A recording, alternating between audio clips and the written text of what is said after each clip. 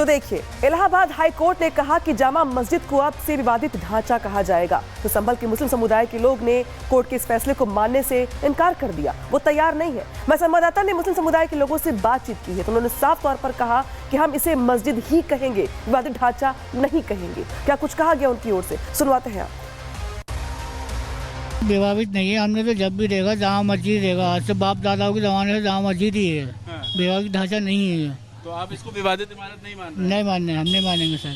नहीं, विवादित ढांचा नहीं है। या अगर विवादित ढांचा होता तो इसको जो है अब से पहले भी सिर्फ 1-2 बार इस पर हुआ है। तो बहुत पुरानी मस्जिद है ये। अगर ये विवादित ढांचा होता तो इतनी पुरानी होती तो कहीं ना कहीं कोई ना कोई बात आ ही जाती है। लेकिन ये इस सरकार में और इधर को आकर क्यों बात आ रही है? नहीं, विवादित ढांचा तो है नहीं सर। अब कहने को क्या कह सकते, कुछ कह नहीं सकते जी। लोकल लोग क्या सोच रहे हैं? मस्जिद ये बस यही सोच रहे हैं। विवादित ढांचा नहीं मान रहे? नहीं, जामा मस्जिद है, जामा मस्जिद ही रहेगी। विवादित ढांचा नहीं मान रहे हैं? नहीं। तो सुना आपने कैसे ये लोग कोर्ट के आदेश को भी मानने से इनकार कर रहे हैं, और कुछ इसी तरह उस दिन भी कोर्ट के आदेश को नहीं माना गया था जब संभल में विवादित ढांचे का सर्वे करने के लिए सर्वे टीम गई थी। देखिए रिपोर्ट। ये सब हमारी बहुत बड़ी जीत है और इसे विवादित ढांचा जो है लिख देना चाहिए बोर्ड पे। जामा मस्जिद है, जामा मस्जिद ही रहेगी। विवादित ढांचा नहीं मान रहे हैं? नहीं।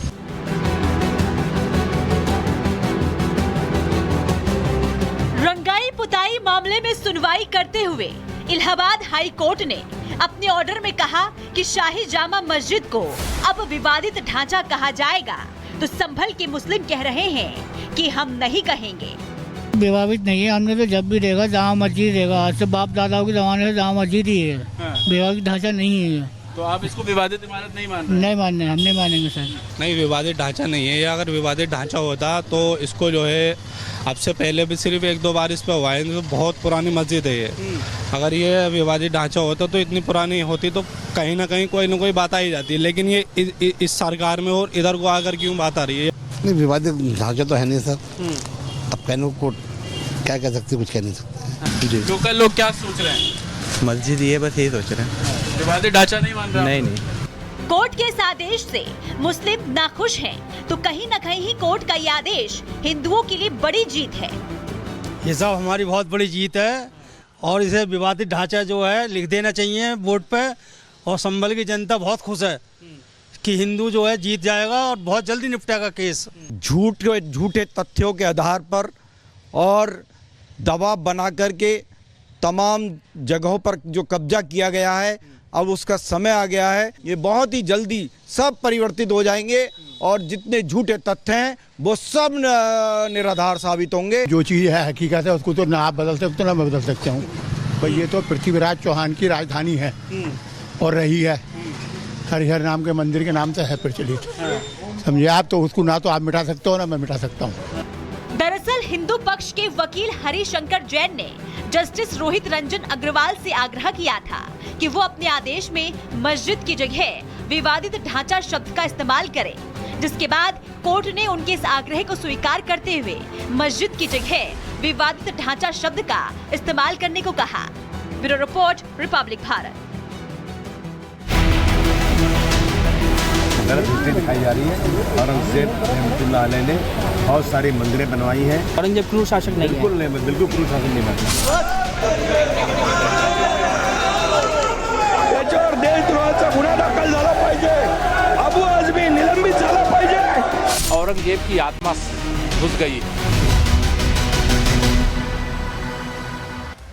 तो देखिए, सवाल बड़ा है कि सपा के आज़मी औरंगजेब प्रेमी है क्या? ऐसा हम क्यों कह रहे हैं? वो इसलिए क्योंकि बाबर से लेकर अकबर और बहादुर शाह जफर तक भारत में जितने भी मुस्लिम शासक हुए उनमें औरंगजेब को सबसे क्रूर मुगल शासक बताया जाता है। और ये कहा जाता है कि औरंगजेब ने मंदिर को तोड़ने में कोई कसर नहीं छोड़ी।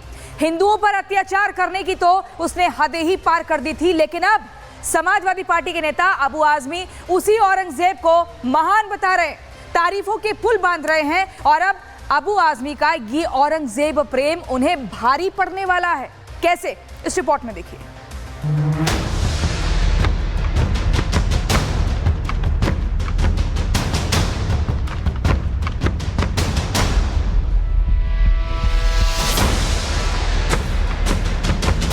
औरंगजेब के ज़माने में भारतवर्ष जो है सोने की चिड़िया था, एक इंसाफ पसंद बादशाह था वो। इतिहास कहता है कि औरंगजेब ने गुजरात के सोमनाथ मंदिर को तोड़ा, ओडिशा के जगन्नाथ मंदिर को गिराने के आदेश दिए,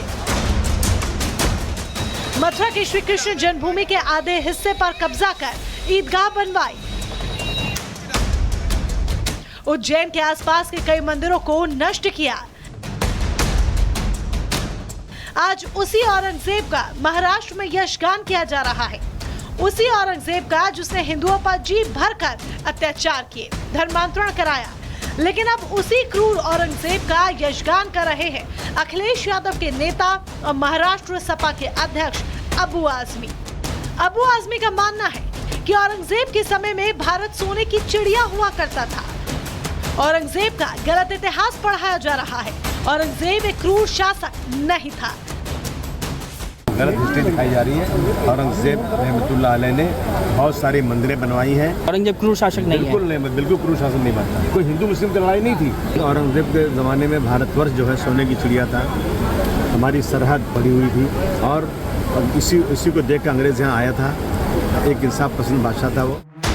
अबू आजमी अभी भी मुगलई मानसिकता की जंजीरों में जकड़े हुए हैं या उन्होंने इतिहास नहीं पढ़ा, ये तो हम नहीं कह सकते। लेकिन इतना जरूर तय है कि अबू आजमी ने जो ज्ञान दिया है उस पर सियासी आग की लपटें उठना तय है, क्योंकि औरंगजेब की तारीफ में कसीदे पढ़ने वाले अबू आजमी के खिलाफ अब केस दर्ज हो गया है।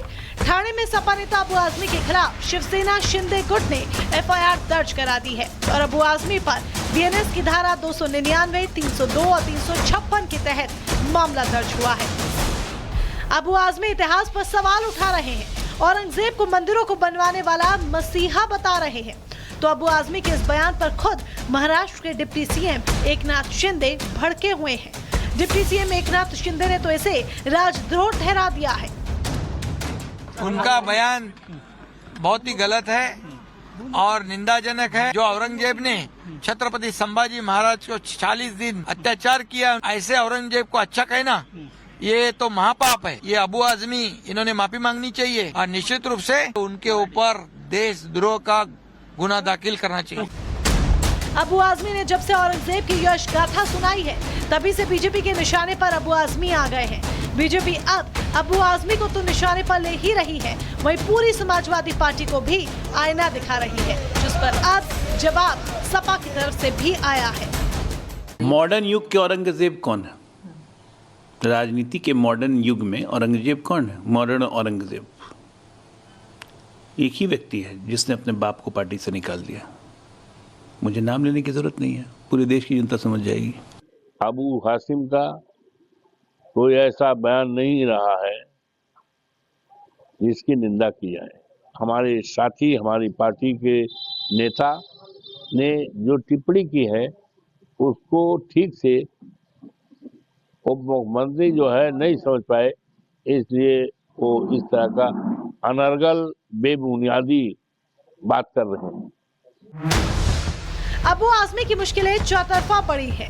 महाविकास अघाड़ी में शामिल दल भी अबू आजमी के बयान की आलोचना कर रहे हैं। हालांकि अखिलेश यादव अभी तक इस पर चुप्पी साधे हैं।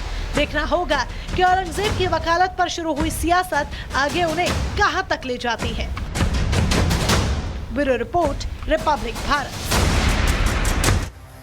तो अबू आजमी के बयान को लेकर महाराष्ट्र से यूपी तक सियासी संग्राम छिड़ गया, लेकिन इस बीच सफाई भी दी गई उनकी ओर से। क्या कुछ कहा गया सफाई में, जरा वो भी जान लीजिए। अबू आजमी की सफाई सामने आई है। उनकी ओर से कहा गया कि औरंगजेब ने मंदिर तोड़े तो मस्जिद भी तोड़ी है, ये सफाई दी जा रही है उनकी ओर से। साथ ही ये भी कहा गया कि औरंगजेब के साथ 34% हिंदू थे। जरा देखिए कैसी बातें कही जा रही इतिहास को लेकर के। औरंगजेब के सलाहकार भी हिंदू थे, ये उनकी ओर से सफाई में कहा गया है। साथ ही ये भी कहा गया कि औरंगजेब हिंदू विरोधी होता तो हिंदू साथ नहीं होते। तो पहले बयान दिया, अब बयान को लेकर सफाई दे रहे हैं और सफाई में यहाँ पे जो हिंदू है